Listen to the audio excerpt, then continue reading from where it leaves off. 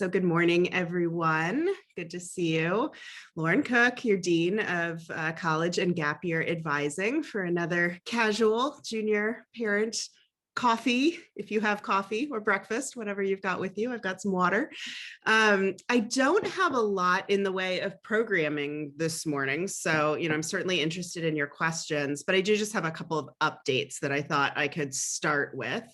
And they are in no particular order. But first, of course, scheduling is happening for your kids now over the next few weeks. So I am available to meet with anyone. I do think it makes sense for them to meet with their advisor first. I had a conversation with a student yesterday who hadn't met with their advisor, and we realized, I don't know what they're approved for in terms of advanced or AP classes. So we can have a more fully informed conversation if they have that advisor meeting first and start looking at what the options are for next year. And then as it comes down to questions about specific holes to fill or which advanced classes to take, or do I need to keep going with the language, I'm happy to have those conversations. So my appointment calendar is always in the portal. I put it in the week ahead every week.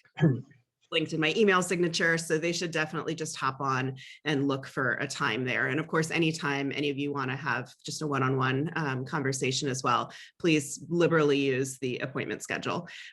So that's happening. And then when we reopen, I'm going to be just optimistic here at some point in March, here's hoping. I'll send an email out noting this, but for the first couple of weeks anyway, I am going to continue to have most of my meetings like this online, just because it is difficult in my small office to have personal conversations that require the door being closed with masks on. And, this can be an emotional topic. And so I just think it's easier and safer to do things this way. I will be in the building some weeks with the BET cohort, since we're going to be into Q4, doing like check-in duty and that sort of thing. But I also will continue to do some work from home. So they should, long story short, continue to just sign up for these kinds of meetings, and I'll be able to meet them as often as they would like. One other update about UC testing. I've found myself having to be engaged in a research project because they are going kind of school by school on their class of 2022 testing policies. The good news is almost all of them have released policies at this point that they will be test blind for this coming fall. What I'm trying to get clarification on is UC Irvine, because their website verbiage is unclear to me as to, it doesn't say anything about class years. And then UC San Diego doesn't seem to have set their policy yet because they only talk about 2021 on their website.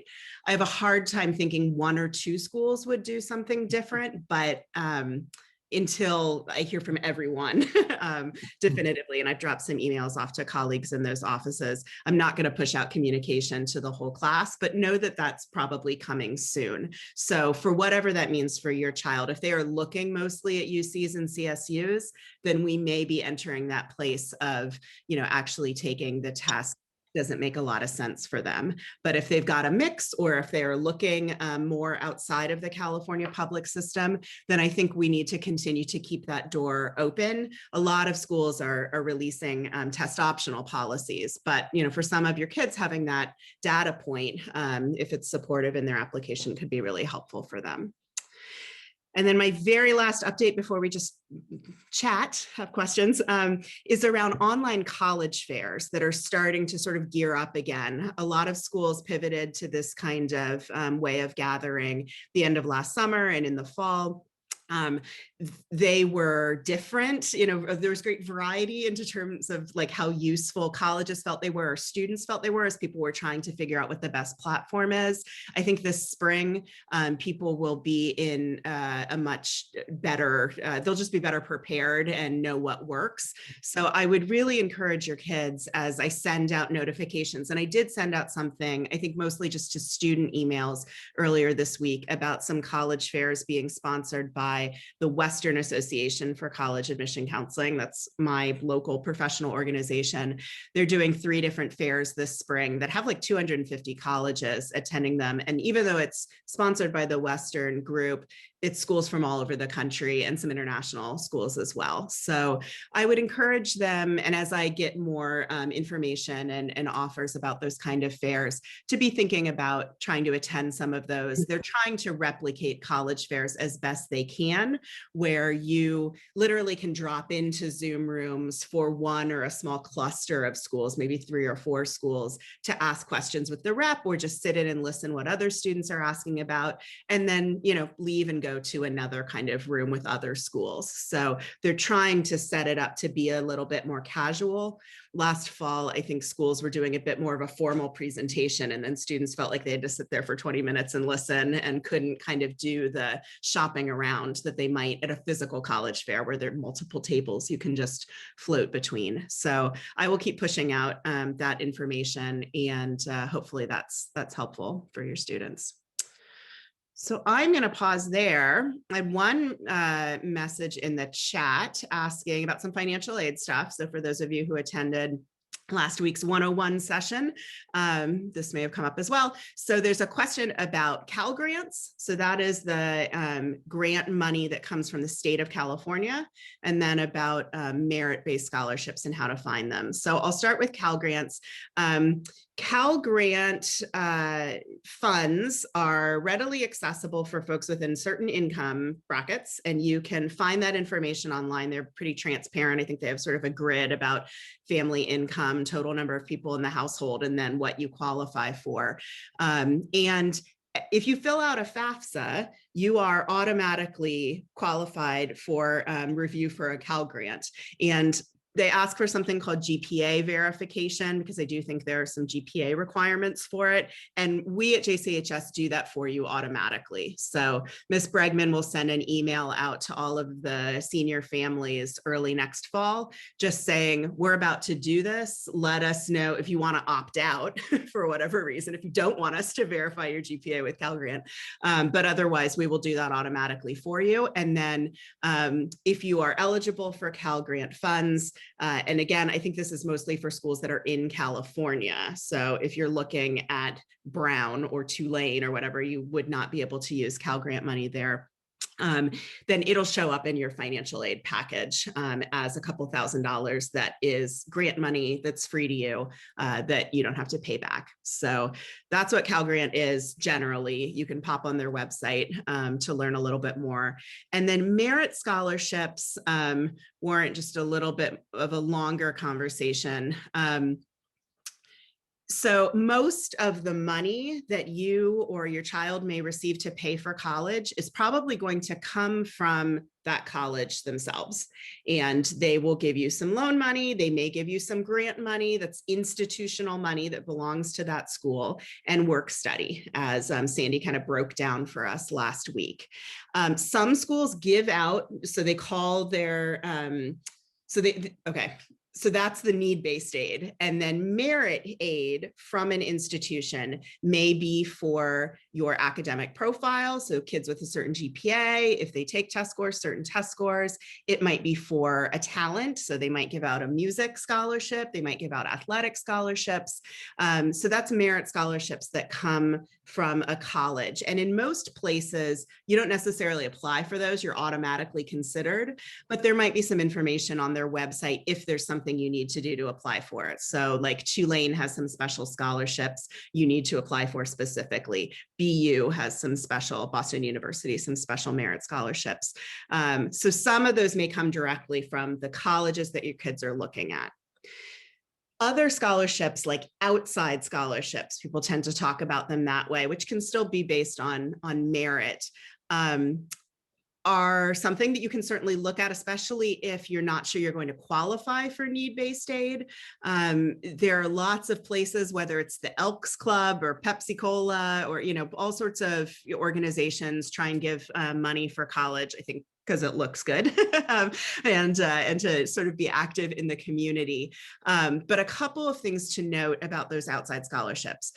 First, there are millions of them, and there are millions of kids applying for them. And so if your student is going to take some time trying to figure out which ones to apply for, I will always urge you to look for the more specific, smaller population kind of merit scholarships. So what do I mean by that? The Elks Club in Marin does give some money away. So if you live in Marin, that's a smaller pool of people, right, than kids all over the country. So looking for something that might be based on geography. There are Jewish scholarships, and I always push out to seniors money that's available from Federation and money that's available from Jewish Family and Child Services. Again, those are smaller pools, right? Because it's just open to Jewish kids. I would also look at the amounts of these things. If they are $500, $1,000, $1,500, it's not always going to be worth your time. You'd have to stack a lot of those on top of each other to make an impact in your bill. So I would look for ones that have a few $1,000s as a baseline, especially if it requires an essay and recommendation letters, and it's going to take some time for your kids to fill them out. And also note that if you are applying for need-based aid and you get some of this outside scholarship money, it can impact your financial aid award from a college. So they are not just going to say, oh yeah, bring your free money in and we're going to give you free money, right? Like they're going to replace some of that of their own institutional dollars with that outside funds. So, and they typically try and be somewhat fair about it and reduce both your loan and your grant a little bit, but it will reduce your package. So it's not necessarily reason not to apply for some of those things, but just kind of take it with a grain of salt so that you can't just bring in a bunch of extra money that you've located and not have it change what a college is offering to you. A website that I really like to look for those outside merit scholarships is called Going Merry, and Merry is spelled like Merry Christmas. I think it's goingmerry.com, and your kids can just sign up for a basic profile with, like, I think it asks for their GPA and a couple of things, your address, so that they can see if there's any sort of county level stuff that's available to them. And then it will immediately spit out a bunch of stuff that they are eligible for. It gives dollar amounts, and they actually predict how much time it will take you to fill out the application, which I really appreciate. It'll say, like, this will take you 10 minutes, this might take you 2 hours. So they can also kind of filter based on that. And I have an account on Going Merry, so if any scholarships require a transcript or recommendation letters, I can upload those things there. So it's one of the more seamless sites that I found. A lot of stuff in the chat. So let me look at this again. Can I explain the WAC at College Fair, how kids should navigate? So the email that I sent them had a registration link, and it's sponsored by an organization called StriveScan. And StriveScan also does in-person college fairs. So anytime, and StriveScan's used all across the country. So you register with them, you put your name, your address, your email, your school, your class year, some basic stuff. And then that's how they will send you like reminders about the fair and links and things. And it also, if your kids sign up for certain rooms, and I think that that's something they can do in advance, so you can see the whole schedule of schools that will be there. It's all on their website, the different times they might be available on the different days. I think when you sign up to be in one of those rooms, it will send the college your students' information. So it's kind of putting them on the college's mailing list. And what else? Yeah, if you were in person, StriveScan actually gives kids a barcode. And when you go to a college fair, table, the reps there can scan that barcode and get your kids' information. So they don't have to fill out those cards like we might have done back in the 80s and 90s when you're trying to get information from a school. So that's the basics of it, but there is a whole website that says a little bit more. Yes, and then there's a question about fictitious college application committees. So yeah, so I think you're referring to the Bay Area Case Studies program. So let me say a little bit about this. Case studies are something we have been doing in person across the Bay Area, across all of the independent schools. We have a day in San Francisco with all the San Francisco independent schools. It got canceled last year because of coronavirus, obviously.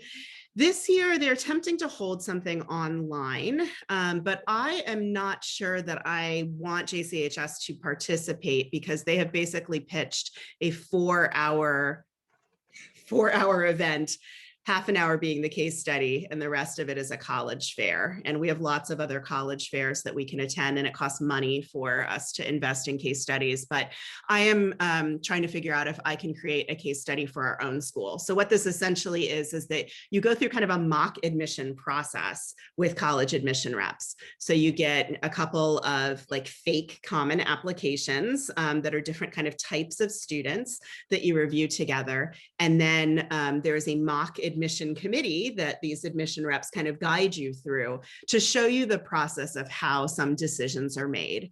It's a generic exercise, right? It's not specific to any one school, and things can vary a little bit depending on the institution, but it can give you some insight into the kinds of conversations that folks have about what's important in the process. And it's potentially sometimes surprising for folks to see that people value different things, people experience writing differently, the essays and whatnot. And I think that's very useful to then, as you think about the college admission process, it's human beings that are reviewing your kids' applications and making decisions on them. So I'm working to see if we could do something that might be more useful to us, because I think it's important to have it be a 60 to 90 minute exercise of the cases themselves. And I've had a couple of reps that have volunteered to do something just for JCHS. So more on that as I see whether that's possible. Let's see, there's a question here about graduate school programs that offer merit scholarships. Yeah, most of the undergraduate merit scholarships that have GPA requirements are coming from large public out-of-state institutions. And I think that you can trust that they're real and they're pretty transparent. So by that, I mean like University of Oregon. They have a grid on their website that if you don't live in Oregon and don't qualify for some of their in-state stuff, you could qualify for a merit scholarship with them if you have such and such GPA, and it used to be and such test score. They've rolled that back this year, and I think it's really just about GPA. So I think that you can count that those are real with those particular institutions. Sort of frustratingly, private colleges are often not going to be able to name for you, we'll give you this merit aid if you have this GPA, because for them, it's more in flux about what their pool looks like each year. They might be taking a more holistic approach. So it's also about curriculum and leadership and other things. But for out-of-state publics, like University of Colorado Boulder is another one, it's a pretty set grid. So Lauren, can I just quickly follow up? Is that a GPA that you have to establish when you enter? Like, okay, I have this GPA as a high school student, and then you get to college and you do whatever? Or do you need to like be in some pre-med program that's very intense and maintain a 3.5 GPA, or you lose it? That's Right. kind of, Excellent question. It's going to vary wildly, but a lot of places will say something more attainable, like maintain a passing GPA or a 2.5 GPA or something, right? Like it's not typically a super high bar to meet. The bigger sort of, to use your word, scam to look out for sometimes with these merit awards is that there are some places that will offer you something in your initial financial aid package that looks really great. And when you read the fine print, it's only good for freshmen. So that's the thing to kind of watch out for. More often, folks are trying to get you to enroll, especially places that are super tuition driven and don't have a lot of endowment funds or whatnot to give. So you're looking for the language that says renewable for 4 years, right? So that you know this is money you can depend on the whole time and not just a windfall in the first year that then, is going to get yanked back. I think that's a bigger issue for undergraduates. So question about if you need to apply for merit money by the end of October and for school-based merit money.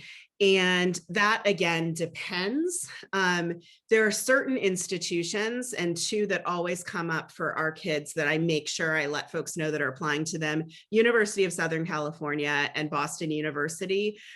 Even though they have deadlines in January to apply, their merit aid deadline is December 1st. It's just a weird way they do their system. And so I always give students a heads up that you have to do all of that work by December 1st, ignore the January 15th or whatever it is date. But other institutions, some, the merit scholarships are part of the application, like the consideration for them is just for you applying. So whenever you apply, whether that's under an early plan or a regular plan, you'll still be considered for merit aid. So, so there's some variation by schools, but I wouldn't say there's any universal deadline of the end of October. That's generally not a thing. Some colleges give environmental volunteer-based scholarships. Yes.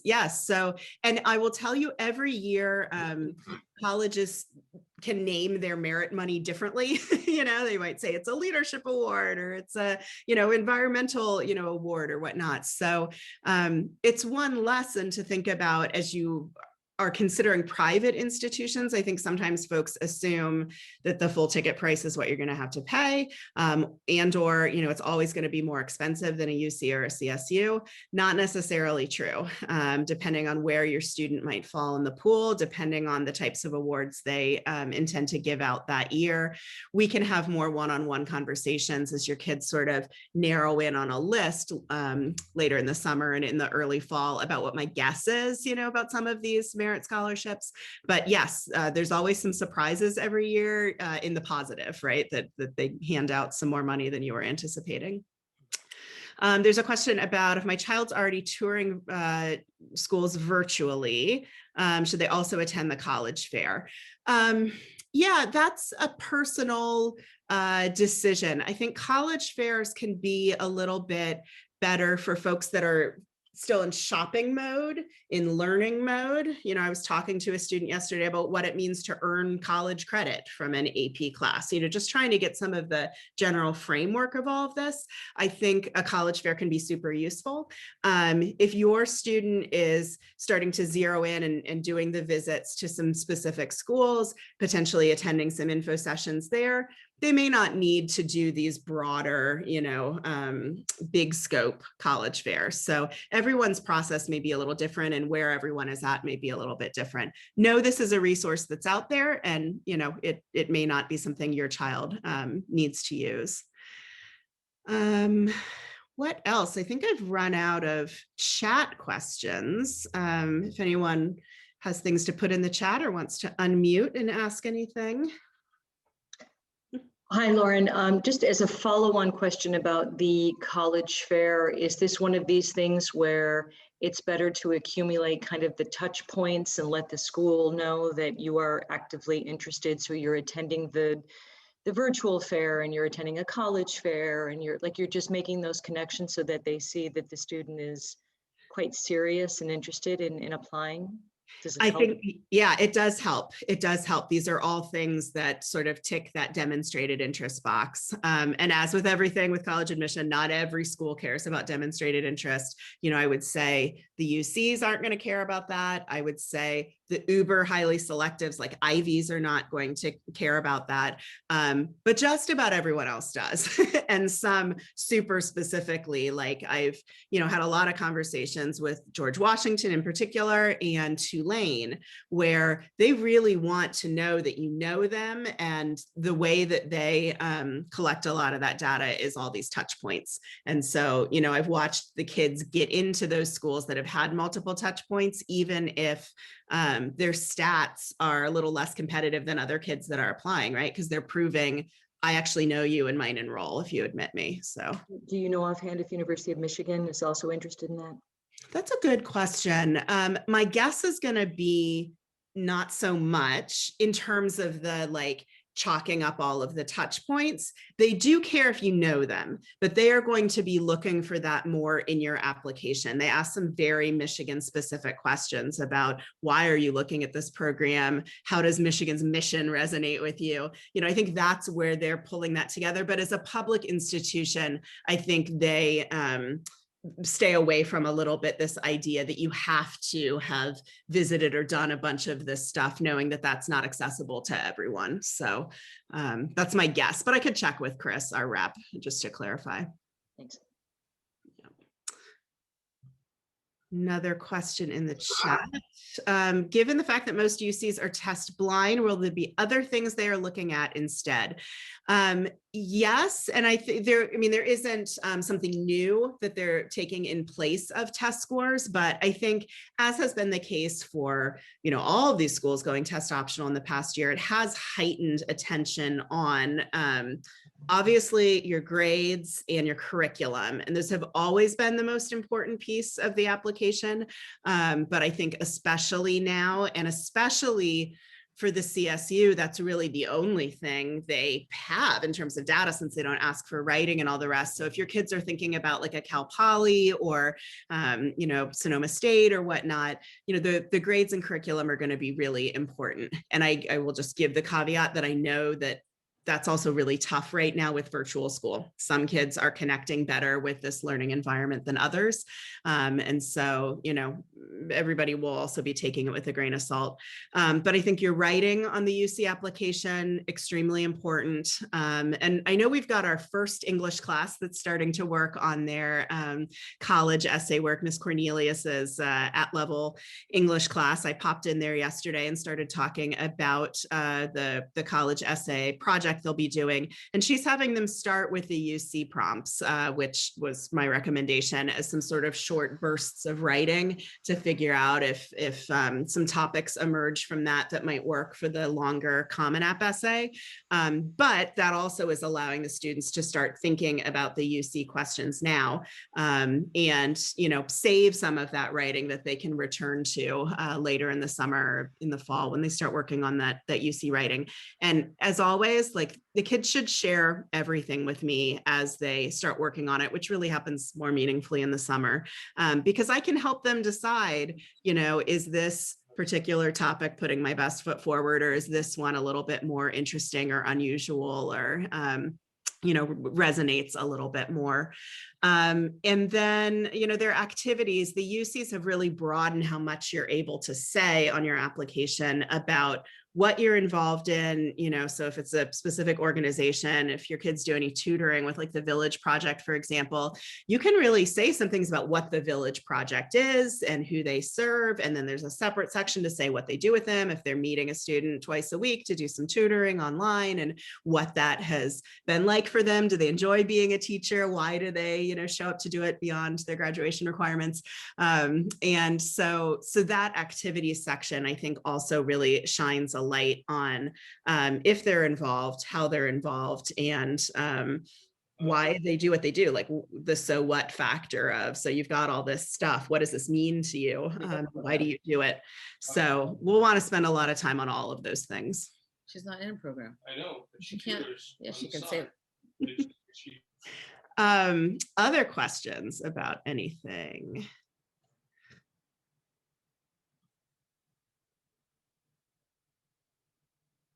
Have I tapped you out after half an hour? Hi, Lauren. I have a question about, do you know what the testing is like in foreign countries? Are they also doing away with a lot of these tests? Good question. There were a lot of like UK schools, and McGill was a late holdout in Canada, that really were kind of doubling down on the testing thing for international students into early fall last year. And I will say that generally UK schools, they work on a system where in high school, there's a program called the International Baccalaureate program. And every class ends with taking a test and getting a score, kind of like an AP score. And so there's a very standardized score range that kids in those countries are using to apply to college. Because we don't have that, there are some piecemeal schools across the US that have an IB program. They rely on AP test scores, on ACTs, SATs, formerly subject tests, CHS, they've been very test driven and care less about our transcripts and our class grades because they don't have that same sort of standardized barometer across schools that the IB program does. So I can understand why they were reticent to sort of back away from that, because they don't have holistic admission is not a thing really abroad. It's sort of like, if you meet these markers test wise, then you are approved to enter this program. It's not so much about, well, are you a leader and how do you express yourself and all of that. But many of them ultimately did become test optional when push came to shove around September, October last year. Some did not.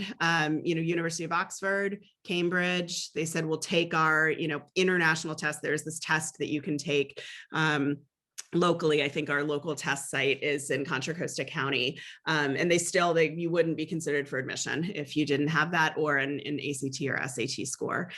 So I'm not sure about what will happen for the class of 2022.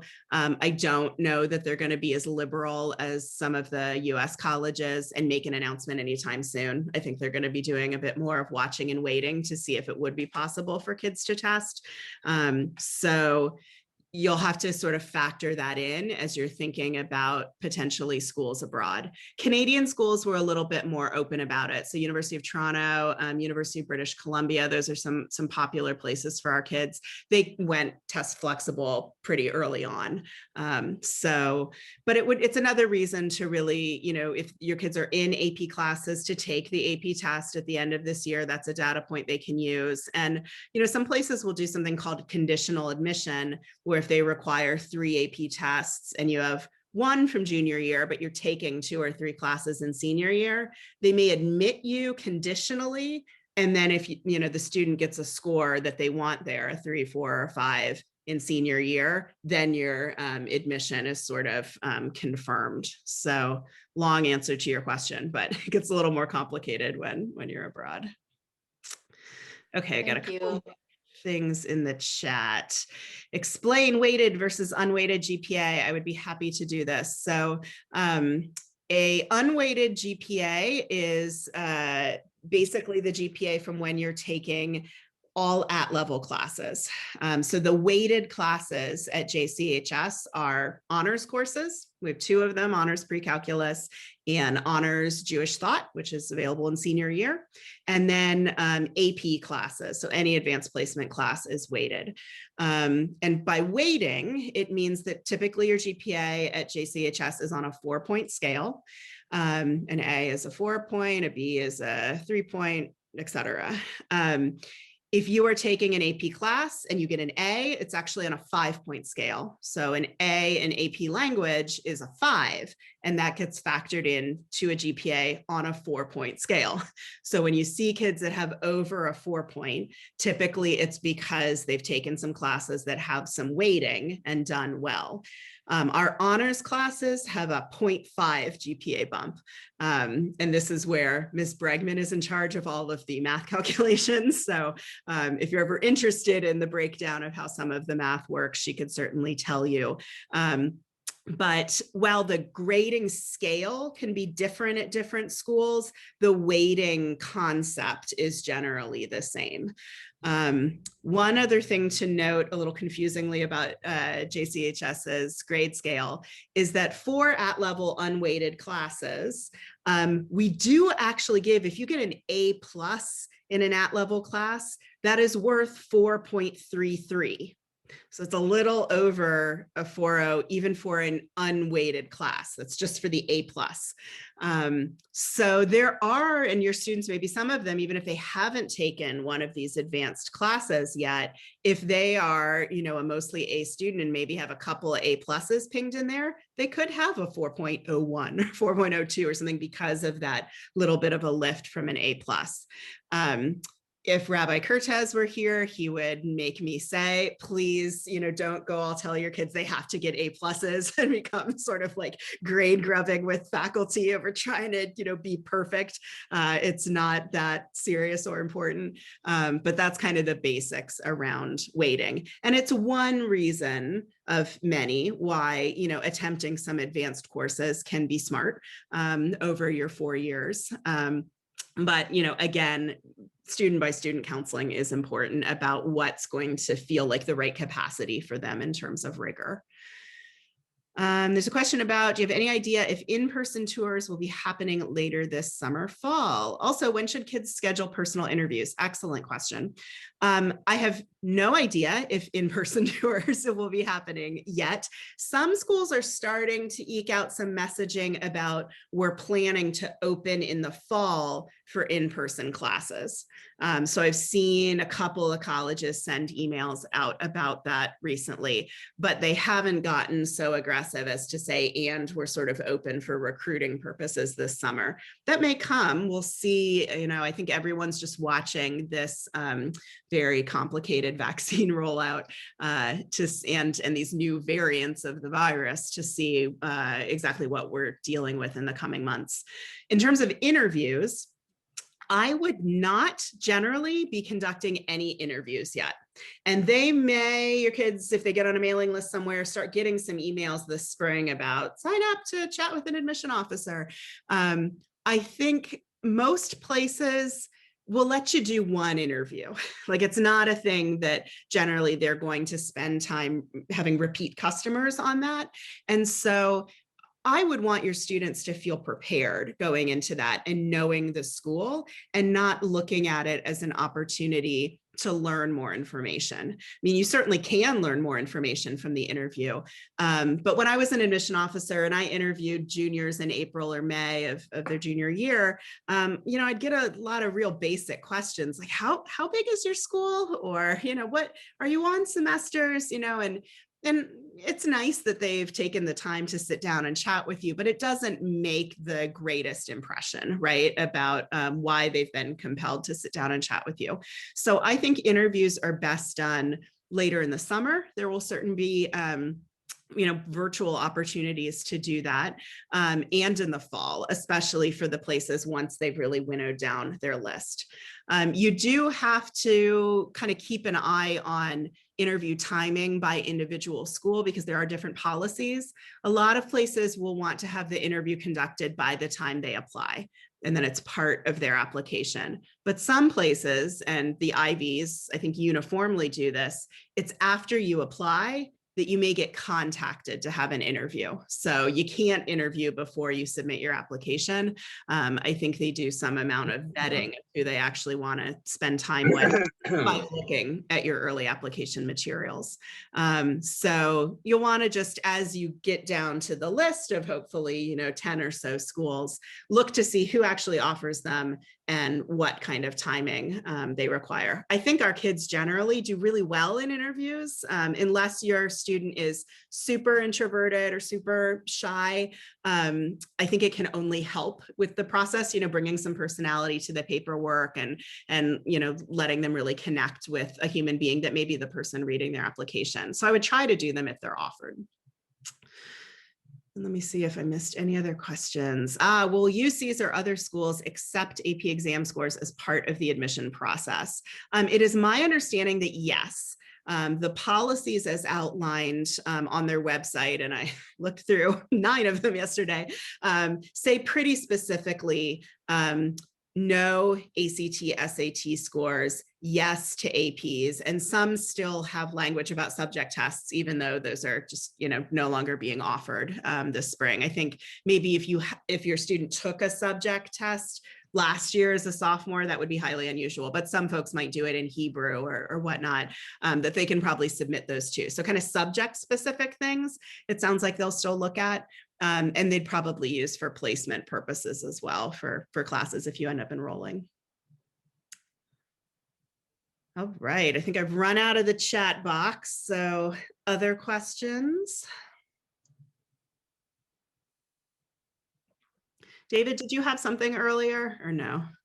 Well, I did want to ask you if there's, maybe you've already said this, that like some places where you can get it's sort of overwhelming. And is there like a applying to college for dummies that you can get that helps keep all of this a little bit in perspective? I mean, there's so many fantastic options. Why would you choose to go to Canada or take a year off program, or, I mean, they're just, it's great that they have so many options, but keeping track of them is frankly a little overwhelming. 100%. And I always think about this study I read about a few years ago about like the human brain's capacity for dealing with choices. And there was a study in grocery stores about flavors of jelly, and on an end cap in one store they had 4 flavors of jelly for you to choose from, and then in another store they put like 16 flavors of jelly for you to choose from, and the people who had to choose from only 4 ended up reporting being much more satisfied with their purpose or their purchase, right? Because they felt like pretty confident in the decision they'd made. But the people who had 16 choices, no one was particularly satisfied at the end of the day because they just were unsure, they're with so many options. Did they really get the right one for them? And so why am I talking about jelly? I do think it would be useful in your score accounts to not have more than 25 or 30 schools that you're looking at, because then we just get in this place of overwhelm. It's why I suggest around 15 to 20 for your kids to start with, and maybe you find some and you remove some. But your child will just be overwhelmed if you try and consider every option out there. And while I don't know everything, and I'm not like the perfect matchmaker for your child, the list that I've given them to start with comes with some knowledge and consideration, right? And so I am also trying to help you from the beginning look at things that might be a really good starting place. And even if none of those end up being on the list, although I'd be surprised about that, hopefully they at least help you 1 or 2 degrees removed, finding a place that is really good. I think all things being considered, if your child is not right now thinking like, I really want to go to Canada, I really need to leave the country or whatever, which might have been a real feeling a couple of months ago, then there's no reason to just like throw that at the wall as an option, right? Like, again, let's try and keep things in kind of a contained manner.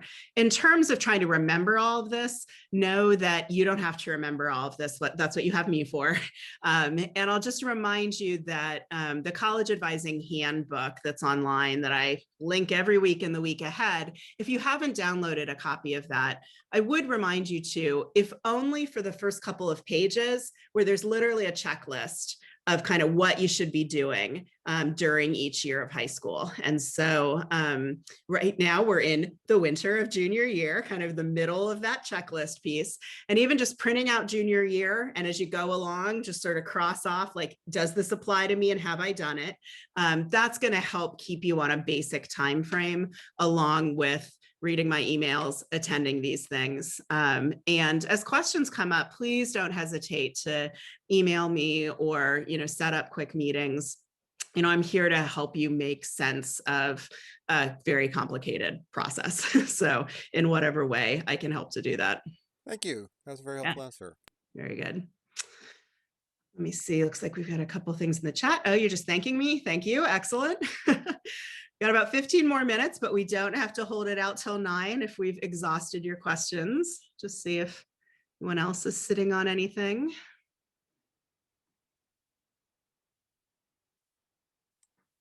I guess, Lauren, I would just sort of say that that comment I made about GPA scores was from a colleague of mine. He's talking to me specifically about his daughter applying to law schools, and that that you had to read the fine print because many of these law schools said you needed to maintain like a 3.7, some very extraordinary GPA that they know only like 5% of their students are actually able to do. And so it's very easy for them to give to give out all these scholarships because they're like going to get you for the first year. And then you're going to be like, and it just seems like a formula for a really, really stressful, miserable experience. Yeah. And so, yeah, the fine print is super important. And know that as we get to places where your kids start getting offers or start trying to navigate some of these choices, I am happy, if you scan things in or, God willing, we're at a place at some point where they can just show me their computer again or whatever letter came in the mail, that I can help suss out if there's a story behind the story that they're giving to you. And I have no problem emailing colleges to be like, can you clarify? I mean, we just had a senior who was accepted somewhere and their acceptance letter said, let us know by March 10th. And some of this stuff is going to be happening a little bit more. May 1 has been the universal date by which you should let a college know if you're enrolling and let other places know if you're not. But, and this is a very long story that I'm happy to tell you about at some time if you're really interested. The National Association for College Admission Counseling had set that as kind of an ethical policy for students. They've recently had to roll that back because it was apparently in violation of antitrust laws, according to the Justice Department. So this year is the first time that things might be a little bit more Wild West, as some schools that are really tuition driven, really enrollment driven, need to get their classes in early, which I think was kind of happening with this school that said, tell us by March 10th. And of course, the family contacted me and said, is this real? What do we do? Blah, she hasn't heard from the UCs and all the rest. So I just emailed the school and said, this doesn't seem to be the universally recognized date of May 1. And they immediately, were like, oh, just let us know if they need an extension. We're happy to let them wait until May 1. So let me play bad cop for your kids. I'm happy to do that. But keep me posted as you see things that feel like maybe a little off to you, because your gut instinct may very much be right. So I'm happy to suss out what's helpful and what isn't. This question about the UCs had a higher than normal applicant pool this year. Yes, I did hear this, very much so. They are up across the entire system, and some campuses are up quite dramatically. I know UCLA in particular is up a little over 30% of applications from last year. My poor colleagues there are being crushed under the weight of the reading they have to do. I think, there's a couple of things that can attribute to that. I think the test blind policy is doing what it should do in terms of access, that, we see how much testing has been kind of a barrier for some folks in thinking about whether they should apply somewhere or not. I think the pandemic is also having a real impact there, whether that be about kids thinking about staying closer to home. And I haven't totally seen it like disaggregated how much of that increase is California residents versus out-of-state or international students. But my guess is we're up a little bit from California residents. And, folks that need to have a reasonable price for college, which certainly, if you're a California resident in particular, the UCs and CSUs are going to be appealing. So we'll see what that means. I'm kind of bracing myself for decisions from the UCs next month. Most of the campuses have been very generous with us in the past few years, especially UCLA in particular. We've had really strong applicants applying there, and then really good luck with them actually being admitted. And Cal has been a little harder on us, but I think that's kind of because we're in their backyard, and they probably are swimming in applications from the Bay Area. So we'll see this year whether we see a change, and that there are fewer of our kids admitted or not. But I will definitely be able to unpack more of that in a couple of months once we've gotten the decisions, and then I kind of hear from some of my UC colleagues how they approach this test blind year. So. There's some other questions about some of the schools ask what percentage of the class you're in now, right? So class rank or whatnot. Know that JCHS doesn't do any of that. We don't release any of that data. That's very standard across independent schools, and especially small independent schools.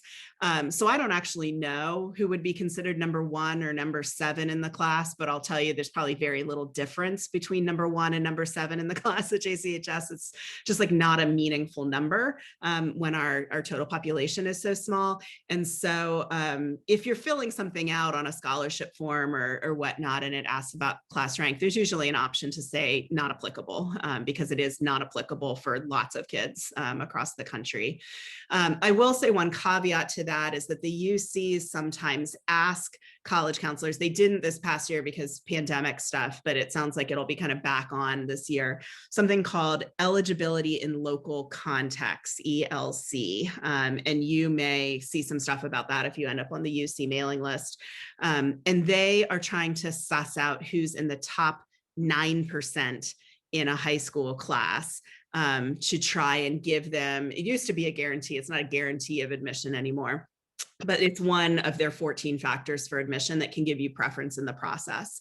And so what they actually ask college counselors to do is give them our top 15 students in the class, and then mysteriously somehow they winnow it down to who they think is the top 9% from that. And so I do a bit of sorting based on GPAs and curriculum. I can't just have it be GPA alone, because I think rigor also plays a role in that, and obviously deals with some weighting of grades. So I do make some sort of guesstimations there and send whatever it ends up being, like 10 names to the UC. And then they mysteriously decide whether, like, there's 6 kids that they think fit the bill, and your kid, if they're one of them, will be contacted at some point in the fall by the UC to let them know that they have this eligibility in local context. Question about, will it be more challenging to get in than in previous years? My guess is yes, but also not uniformly across campuses, right? The places that are most selective, Cal, UCLA, UC San Diego, UC Irvine, those will stay as competitive, if not more competitive, is my guess. We'll see, I don't have the numbers from each individual school, how much they're up. My guess is, I'm hoping we don't see a big change in Davis or Santa Cruz. Riverside and Merced, we're still trying to get freshman applicants well into last spring. So it really depends, on the campus that you're talking about. But we'll see. I'll collect as much data on that as I can when we have sort of a chance to do a postmortem on the whole thing. Yeah, any other questions? I think I've run out of the chat again. So glad to have all of your engagement. I'm glad this is helpful. Haven't really done this before, but would folks be into us continuing to do one of these in March or April? I don't know that. Yes, please. Yes, yes. Okay. Yes. There we go. All right. Excellent. Very good. If it can save us all some paragraphs of emails, I'm happy to make the best use of everyone's time. All right. Well, if we don't have anything else, I think I'm gonna let y'all go. And I will once again send out this recording.